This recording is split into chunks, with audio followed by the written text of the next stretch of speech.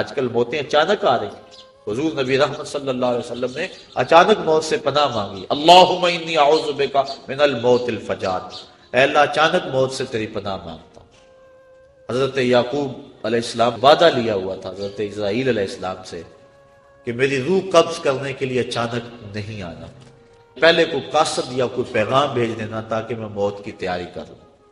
ایسا ہی ہوا. حضرت اسرائیل علیہ السلام ایک دن حاضر ہوئے، پوچھا کہاں آئے ہو، کدھر آئے ہو؟ کہا میں قبض روح کے لیے آیا. کہا تم نے تو وعدہ کیا تھا کہ پہلے کوئی قاصد یا پیغام بھیجوں گا، تم نے نہ کوئی قاصد بھیجا نہ پیغام بھیجا.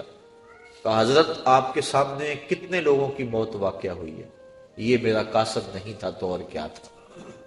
آپ کی داڑھی میں سفید بال آ گئے، یہ میرا قاصد نہیں تھا تو اور کیا تھا.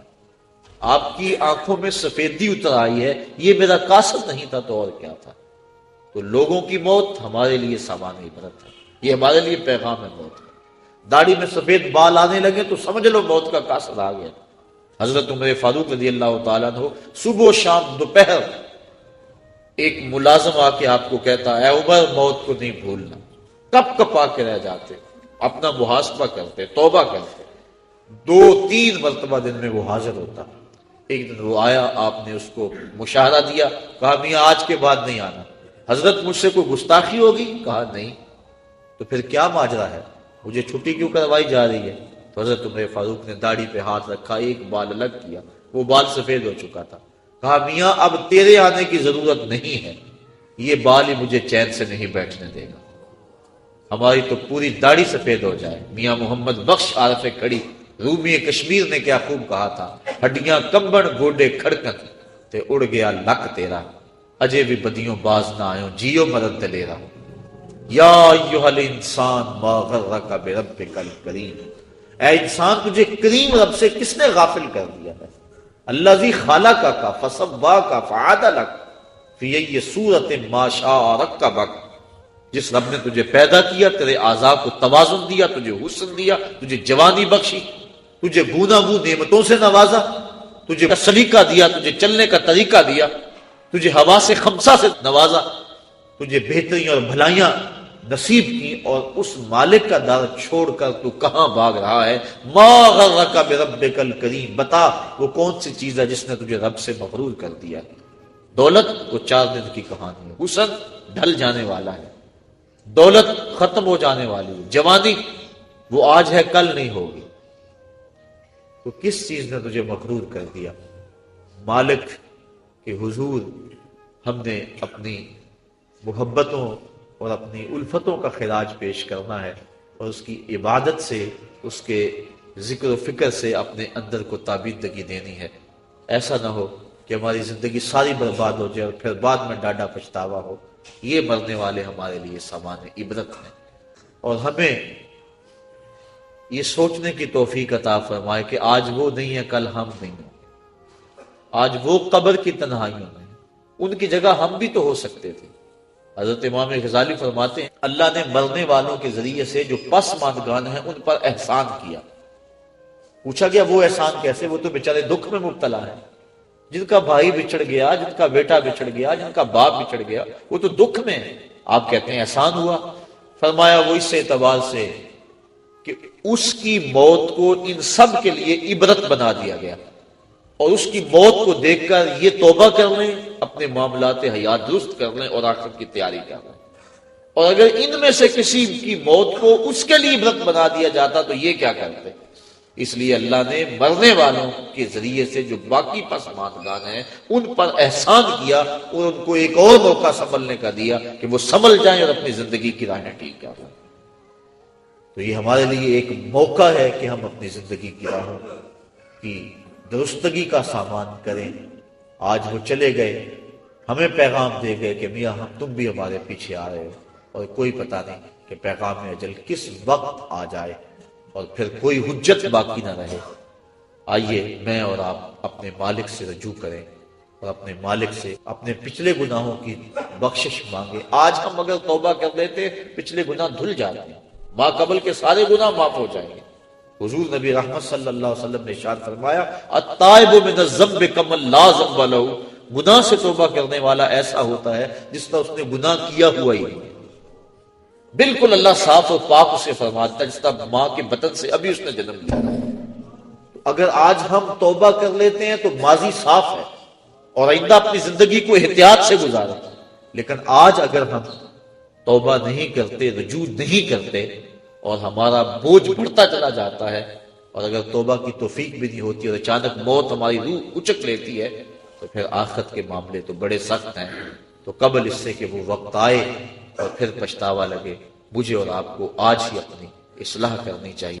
اللہ کے محبوب صلی اللہ علیہ وآلہ وسلم نے صبر کی تلقین فرمائی جب ایک خاتون راستے میں حضور نے دیکھا کہ وہ رو رہی ہے، میں اس میری یا امت اللہ، اے اللہ کی لونڈی صبر کرو، کیونکہ اگر انسان صبر نہیں کرے گا تو کیا کر لے گا؟ جانے والے تو واپس نہیں آئیں گے، وہ تو چلے گئے۔ اب ہم نے ان سے عبرت حاصل کرنی ہے اور ایسا انداز اختیار نہیں کرنا جس سے بے صبری کا اظہار ہو۔ یہ بات ذہن میں رکھیں کہ مرنے والوں کے جانے کا دکھ سینے میں موجود ہوتا ہے۔ غم کے اظہار کے دنیا پر 4 طریقے ہیں۔ دل غم زدہ ہوتا ہے، یہ ایک فطرت ہے۔ آنکھوں سے آنسو بہتے ہیں، یہ بھی ایک فطرت ہے۔ انسان اپنی زبان سے واویلا کرتا ہے اور اپنے ہاتھوں کو اپنے بدن پہ مارتا ہے، تماچے لگاتا ہے۔ یہ 4 طریقے ہیں۔ آنکھوں کا غم اور دل کا غم رحمان کی طرف سے، ہاتھوں کا غم اور زبان کا غم شیطان کی طرف سے۔ جب حضور کے فرزند ارجمند حضرت ابراہیم علیہ السلام کا انتقال ہوا اور حضور تشریف لائے، آقا کریم اپنے بیٹے کے سرہانے بیٹھ گئے۔ وَأَيْنَا رَسُولِ اللَّهِ تَدْمَعَانِ، حضور کی آنکھوں میں آنسو تھے۔ آقا کریم نے فرمایا، بیٹا ابراہیم تیرے غم میں دل غم زدہ ہے، آنکھیں رو رہی ہیں، لیکن زبان سے وہی کہوں گا جس سے خدا راضی ہو۔ اور فرمایا لیس منا من ضرب الخدود وشق الجیوب ودعا بدعوى الجاہلیہ، جس نے اپنا گریبان نوچا اور اپنے منہ پہ تماچے مارے اور جہلوں جیسی باتیں کی، فرمایا ہمارے ساتھ اس کا کوئی تعلق نہیں۔ تو دل کا غم یا کبھی آنکھوں سے آنسو بہ جائیں تو اس پر شریعت میں مواخذہ نہیں ہے، بلکہ یہ شفقت کی وجہ سے ہے۔ اس کے علاوہ ایسے جملے کہہ دینے جس سے ناشکری کا اظہار ہو رہا ہو، یا اس انداز کے ساتھ اپنے ہاتھوں کو حرکت دینا کہ جس سے بے صبری کا مظاہرہ آ رہا ہو، شریعت اسلامیہ نے اس کو منع فرمایا ہے۔ تو صبر پر اللہ تعالیٰ اجر لکھا ہے، اور انسان جب کسی دکھ پہ صبر کرتا ہے اللہ اس کے بدلے اس کو آخرت میں اجر دیتا ہے۔ اللہ کے محبوب صلی اللہ علیہ وسلم کی خدمت میں خاتون حاضر ہوئی، عرض کی حضور میں مرگی کے دوروں میں مبتلا ہوں اور گر پڑتی ہوں جس سے میرا سطر بھی کھل جاتا ہے، تو آپ میرے لیے دعا کریں کہ میری یہ بیماری ٹھیک ہو جائے۔ تو حضور علیہ السلام نے ارشاد فرمایا کہ اگر تو کہے تو میں دعا کر دیتا ہوں، اور اگر تو صبر کرے تو تجھے جنت کا وعدہ دیتا ہوں۔ اس نے عرض کی حضور میں صبر کر لوں گی۔ جنت کے وعدے کو اس نے ترجیح دی۔ آج ہم نے اوڑھنا بچھونا دنیا بنا لیا ہوا ہے، آخرت کو بھول گئے ہوئے ہیں۔ اس 4 دن کی زندگی کو ہم سمجھتے ہیں یہی ہماری زندگی ہے، یہی ہمارا مستقبل ہے۔ بچہ پڑھ رہا ہے، محنت کر رہا ہے، بندہ کمائی کر رہا ہے، کیا جی مستقبل ٹھیک ہو جائے؟ کون سا مستقبل؟ ایک سانس کا پتہ نہیں، اس مستقبل کی بات ہے۔ زندگی کھپا رہا ہے، مستقبل ٹھیک ہو جائے۔ اصل مستقبل تو آخرت کا مستقبل۔ اللہ کے محبوب علیہ السلام نے جب صحابہ کو خندق کھودتے دیکھا اس وقت دعا دی، اللہم ان العیش عیش الاخرہ فاغفر الانصار والمہاجرہ، اے اللہ زندگی تو آخرت کی زندگی ہے، میرے ان انصار کو بھی بخش دے، میرے ان مہاجروں کو بھی بخش دے۔ اصل مستقبل وہ ہے۔ یہ تو 4 دن کی زندگی، 45 سال ایوریج زندگی نکالی ہے ماہرین نے، چلو 50 سال لگا لو، 60 سال لگا لو، اور آخرت کا ایک دن، محشر کا ایک دن 50,000 سال کا ہوگا۔ ذرا کبھی کیلکولیٹر لے کے حساب تو کریں، ایک دن 50,000 سال کا، اور یہ ساری زندگی 50 سال کی۔ اس ایک دن کے مقابلے میں ذرا اس زندگی کا حساب نکالیں نا، منٹوں سیکنڈوں کے اندر یہ ایک دن آئے گا۔ تو انسان اس کو سنوارنے کے لیے اس کو برباد کر لے جو نہ ختم ہونے والی، یہ تو کٹ ہی جائے گی، دکھوں میں کٹی پھر بھی کٹ ہی جائے گی۔ جس کے پاس دولت کے انبار ہیں، نیند کی گولیاں کھانے کے بغیر وہ بھی نہیں سوتے، چین انہیں بھی نہیں ہے، کیونکہ دنیا کے اوپر چین نام کی چیز کیسے ہوگی جبکہ انسان کے خمیر پر 39 دن تک غموں کی بارش ہوئی ہے اور صرف ایک دن خوشی کی بارش ہوئی ہے۔ خوشیاں اور غم زندگی میں اس تناسب کے ساتھ ہے۔ خوشی عارضی ہوتی ہے، غم دیر پا ہوتا ہے۔ خوشی اور غم جب اکٹھے ہو جائیں تو غم ہی غالب ہوتا ہے، خوشی یاد نہیں رہتی، بلکہ خوشی بھی غم میں بدل جاتی ہے۔ تو انسان کی زندگی میں دکھ ہے، اذیتیں ہیں، آزمائشیں ہیں، امتحان ہے، وہ اصل زندگی وہ زندگی ہے۔ اگر یہ اچھی بھی گزر گئی، تخت پہ بیٹھے ہوئے بھی گزر گئی تو کتنا عرصہ ہے؟ بہت تھوڑی مدت۔ اور اگر یہ زندگی دکھوں میں بھی گزر گئی تو گزر ہی جائے گی۔ وہ کیا کہا تھا میر تقی میر نے کہ وہ ریشموں کم خواب میں سرمست ہیں تو کیا ہوا، رات اس کی بھی کٹ گئی جو کہ عور تھا۔ بخار میں مبتلا تھا، زخم تھے پورے بدن پہ، اور کوئی پرسان حال بھی نہیں تھا۔ بات ٹھٹھرتی ہوئی سردی میں ریت کے اوپر پڑا تھا، ہلکی ہلکی بارش بھی ہو رہی تھی، اور سردیوں کی لمبی رات تھی۔ بتاؤ شخص کو رات کاٹنا کتنا مشکل ہوگی۔ اس رات کی سویر تو پھر بھی ہے نا، جتنی مرضی لمبی رات تھی، دن تو چڑھے گا نا، لیکن وہ آخرت کی رات ایسی اگر پڑ گئی تو اس رات کا پھر دن نہیں ہے۔ موت کو بھی مینڈے کی شکل کے اندر میدان حشر میں لا کے ذبح کر دیا جائے گا۔ کتابوں میں آتا ہے کہ جنتی جنت میں جانے کے باوجود صرف ایک ڈر میں ہوں گے، اور جہنمی جہنم میں دکھوں کے باوجود ایک خوش فہمی میں ہوں گے۔ وہ کیا؟ جنتیوں کو جب نعمتیں ملیں گی، مائے معین، کوثر، سلسبیل، کیا کچھ نہیں ہوگا جنت میں، اللہ نے قرآن مجید کے اندر تذکرے کیے ہیں۔ تو جب وہ دیکھیں گے تو دل میں کھٹکا پیدا ہوگا کہیں موت نہ آ جائے۔ اور جہنمی جب دکھ، آگے بھی آگ، پیچھے بھی آگ، دائیں بھی بائیں بھی، اوپر بھی نیچے بھی، اور یہ آگ کو جلاتی ہے، وہ آگ اس سے 70 گنا تیز، اور یہ صرف جلاتی اور خشک کرتی ہے، وہ چپک جاتی ہے لوگ کی طرح جسم کے ساتھ، اور بدبودار آگ ہے اور سیاہ رنگ کی آگ ہے۔ اس آگ میں جب جسم بھی بڑا کر دیا جائے گا تاکہ یہ عذاب زیادہ اس کو ہو، 70 گز موٹی کھال بنا دی جائے گی، اور اللہ قرآن مجید میں فرماتا جب کھال جل جائے گی تو ہم اس کی جگہ نئی کھال بدل دیں گے تاکہ یہ عذاب کی تکلیف سہے۔ اس نے دنیا کے اندر میرے حکموں کو توڑا اور میرے حکموں کی پرواہ نہ کی، اس کو زندگی میں نے دی، اس کو عزت میں نے دی، اس کی آنکھوں میں نور میں نے رکھا، اس کی زبان کو بولنے کا سلیقہ میں نے دیا، اس کی ٹانگوں کو چلنے کا طریقہ میں نے دیا، اس کو سانسیں میں نے اگی، اس کے لیے سبزے زمین سے میں نے اگائے، اس کے لیے پانی آسمان سے میں نے برسایا، اس کے لیے میں نے کیا کچھ نہ کیا۔ کہیں سورج خدمت میں لگا ہے، کبھی چاند خدمت میں لگا ہے، کہیں جانور بار برداری کے لیے، کہیں سواری کے لیے ہے، اتنا کچھ اس کے لیے میں نے پیدا کر دیا، اس کو سجدہ کرنا گوارا نہیں تھا۔ کتنا متکبر اور کتنا مغرور ہو گیا دنیا پہ جا کے، اپنے رب کو بھول گیا۔ یا ایھا الانسان ما غرک بربک الکریم، اس لیے اللہ اس دن پھر 70 ہاتھ موٹی کھال جو ہے وہ بدن پہ چڑھائے گا، اور وہ جلتی جائے گی، پھر بدلتی جائے گی، اور پھر وہ تکلیف سہے گا۔ اور اگر بندہ اس دنیا پہ آ کے اپنے مالک کو راضی کرتا ہے، اس نے اس کے لیے جنت بنائی اور جنت کی نعمتیں اس کے لیے بنائی ہیں۔ جہنم کے اندر جہنمی سخت اذیت میں ہوں گے، اللہ کا قہر و غضب بھی برس رہا ہوگا، دروغہ جہنم بھی جھڑک رہا ہوگا، دائیں بائیں آگ ہوگی۔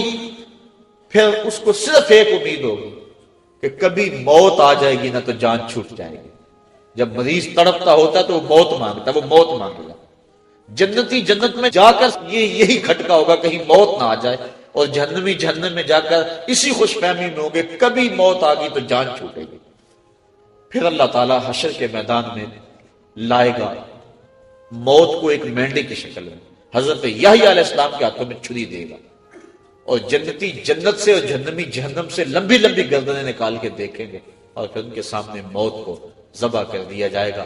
پھر جنتی ابدی طور پہ خوش ہو جائیں گے، اور جہنمیوں کی حسرت اور بڑھ جائے گی، اب تو موت کو بھی موت آ گئی، اب تو مریں گے بھی نہیں۔ تو وہ رات لمبی ہے، اگر پڑ گئی تو سخت اضطراب۔ اس لیے یہ تھوڑی سی زندگی دکھ میں بھی گزر گئی، سولی پہ چڑھ کے بھی گزر گئی، گزر ہی جائے گی، لیکن وہ زندگی ختم نہیں ہونے پائے گی۔ وہ ایسی شب ہے جس کا سویر کوئی نہیں، وہ ایسی شب ہے جس کی سحر کوئی نہیں۔ تو اگر اس زندگی کو برباد کر لیا اور اس کو سنوار لیا، پہلے تو یہ سنورنے کا یقین ہی نہیں ہے نا، چین ہے ہی نہیں، ہوگا بھی چین، تخت پہ بھی گزار دیا، تو پھر آگے ایک ایک چیز کا حساب ہونا ہے۔ وہ بادشاہ پھولوں کی سیج پہ سویا کرتا تھا نا، اللہ اکبر، لونڈی روزانہ پھولوں کی سیج بچھاتی۔ ایک دن لونڈی کے دل میں آیا، بادشاہ مدت سے پھولوں بڑی سیج پہ سوتا ہے، پتہ نہیں کیا لذت ہے، میں بھی تو لیٹ کے دیکھوں کیا مزہ ہے۔ سیج تیار کی اور اس کے اوپر لیٹ گئے۔ ابھی لیٹی ہی تھی، سارے دن کی تھکی تھی بیچاری، نیند آ گئی۔ جب نیند آئی بادشاہ وقت پہ کمرے میں داخل ہوا، دیکھا میری سیج پہ لونڈی سوئی ہوئی ہے، غصے سے لال پیلا ہو گیا۔ ایک لونڈی کو یہ جرأت کہ بادشاہ کی سیج پہ سوئے۔ اس نے جلاد کو بلایا کہ اس کو یہیں سے پکڑو، الٹا لٹکا دو اور اتنے کوڑے مارو کہ اس کی روح نکل جائے، تاکہ لوگوں کو یہ عبرت ہو جائے کہ بادشاہوں کی سیج کتنی مقدس ہوا کرتی ہے، باقی ملازمین بھی جان لیں۔ لونڈی کو پکڑا گیا اور الٹا لٹکا کے جلاد کوڑے برسا رہا ہے، وہ چیختی ہے، چلاتی ہے، روتی ہے۔ اچانک اس نے روتے روتے ہنسنا شروع کر دیا۔ بادشاہ نے کہا جلاد کو رک جاؤ، اسے پوچھو کیوں روتی ہے، اسے یہ بھی پوچھو ہنستی کیوں ہے۔ جلاد نے پوچھا لونڈی بتا تو کیوں روتی ہے، اور یہ بھی بتا تو ہنستی کیوں ہے۔ اس نے کہا روتی تو میں اس لیے ہوں، جب کوڑا لگتا ہے میری جان نکلنے کو آتی ہے۔ تو کہا پھر ہنستی کیوں ہے؟ کہا میں یہ سوچ کے ہنستی ہوں کہ چند لمحوں کے لیے سیج پہ سوئی اور اتنی تکلیف پہنچ رہی ہے، جس کو عمر ہوگی سوتے ہوئے اس کا کیا بنے گا۔ تو آج ہم چاہتے تو یہ ہیں کہ مالک کو بھول جائیں اور زندگی کیش اپنا لیں، لیکن کل قیامت کے دن ایک ایک چیز کا حساب دینا ہوگا۔ حضرت امام جعفر صادق کہتے ہیں یہ میرا تو ٹھنڈا پانی پینے کو دل نہیں کرتا کہ قیامت کے دن کبھی اس کے حساب میں جکڑا نہ جاؤں۔ تو بزرگوں نے کیسی کیسی احتیاطیں کی ہیں اور ہم کیسے غافل ہیں۔ تو صاحبو، یہ زندگی، یہ موت اللہ نے ہمارے لیے آزمائش بنائی۔ وہ دیکھنا چاہتا ہے کہ میرا کون سا بندہ کیسے عمل کرتا ہے۔ خلق الموت والحیات لیبلوکم ایکم احسن عملا، کون سا بندہ کیا عمل کرتا ہے۔ ہم نے اچھے عمل کر کے، اصل ہماری زندگی آخرت کی زندگی ہے جو نہ ختم ہونے والی ہے۔ دو گھر ہیں، دوزخ اور جنت۔ اللہ نے قرآن مجید کے اندر دونوں کے نقشے بیان کر دیے، ہمیں راہیں دے دی، ہمارے اعضاء کو دونوں راستوں میں چلنے کی سکت دے دی اور پھر اختیار دے دیا، چاہے ادھر چلو چاہے ادھر چلو۔ اب ہم نے سیدھی راہوں پہ سفر کر کے اپنے مالک کی رضا حاصل کرنی ہے۔